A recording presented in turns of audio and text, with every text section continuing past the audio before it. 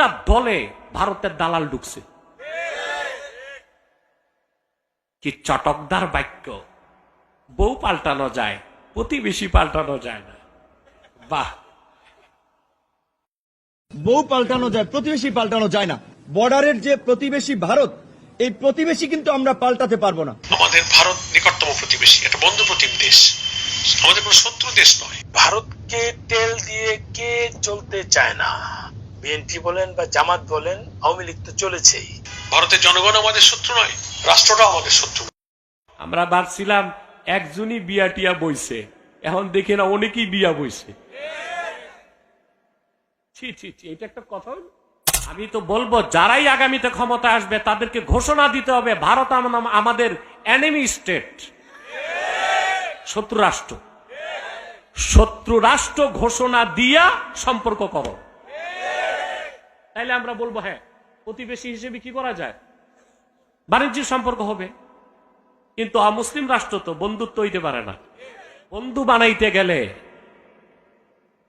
৭২ থেকে ৭৫ তো ওদের বন্ধুরা যখন ক্ষমতায় ছিল বাংলাদেশের পক্ষে কাজ করছে। ওরা দেশ যখন স্বাধীন হলো ৬,০০০ কোটি টাকার অস্ত্র তারা লুটপাট করে নিয়ে গেছে। এই অস্ত্র কি তাদের ছিল না বাংলাদেশে?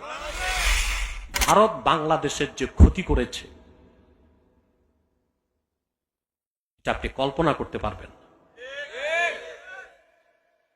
এবং আমি তো বলবো যারাই আগামীতে ক্ষমতা আসবে তাদেরকে ঘোষণা দিতে হবে ভারত আমাদের এনিমি স্টেট, শত্রু রাষ্ট্র।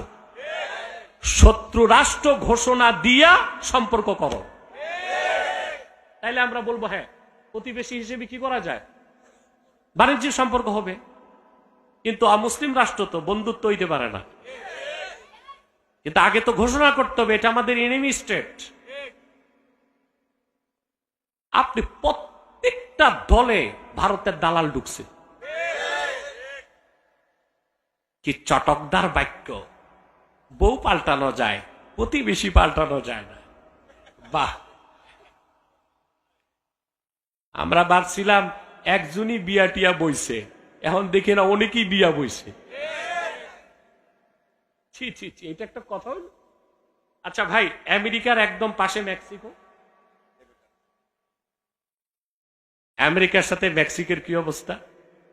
কি শক্ত কাঁটাতারের বেড়া, পার্টিশন। সম্পর্ক রাখছে, কিন্তু সম্পর্ক রাখলে আমেরিকার ক্ষতি হয়। দুনিয়ার যত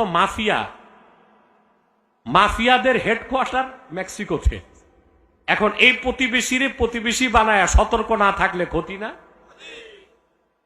উত্তর কোরিয়ার প্রতিবেশী দক্ষিণ কোরিয়া, দক্ষিণ কোরিয়া থেকে উত্তর কোরিয়া একটা বিড়ালও ঢুকতে পারে না।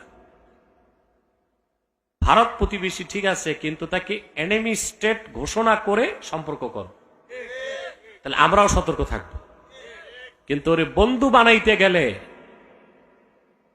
৭২ থেকে ৭৫ তো ওদের বন্ধুরা যখন ক্ষমতায় ছিল বাংলাদেশের পক্ষে কাজ করছে। ওরা দেশ যখন স্বাধীন হলো ৬,০০০ কোটি টাকার অস্ত্র তারা লুটপাট করে নিয়ে গেছে। এই অস্ত্র কি তাদের ছিল না বাংলাদেশে? ৭২ ফারাক্কার বাদ দিয়ে বাংলাদেশ উপর জুলুম করছে। ৭২ থেকে ৭৫ সবগুলো পাট কলে আগুন ধরায়া পাট শিল্পকে ধ্বংস করছে। গঙ্গার পারে ১২৭টা পাটকল তারা করেছে।